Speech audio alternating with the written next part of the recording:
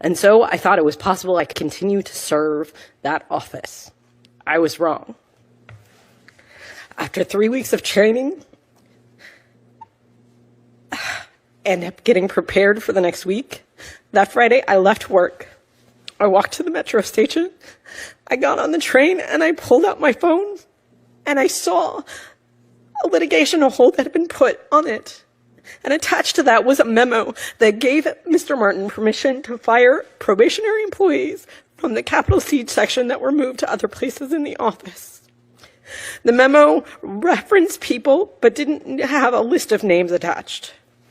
But the information provided was confusing. I knew I was probably on the list, but I didn't know exactly what was going on. I headed back to the office so I could figure out what was happening.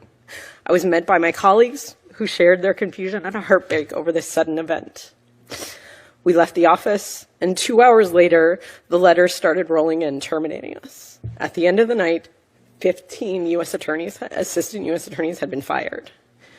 The termination letter I received stated the decision was based on your actions in the prosecution of persons relating to the events that occurred at or near the U.S. Capitol on January 6, 2021.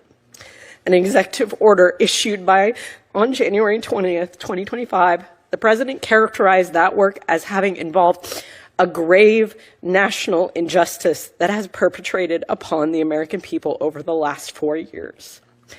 It went on to say that my hiring has hindered the ability of the acting U.S. Attorney Martin to staff his office in furtherance of his obligation to faithfully implement the agenda that the American people elected President Trump to execute. The termination letter made it clear to me that Mr. Martin does not understand the role of a prosecutor.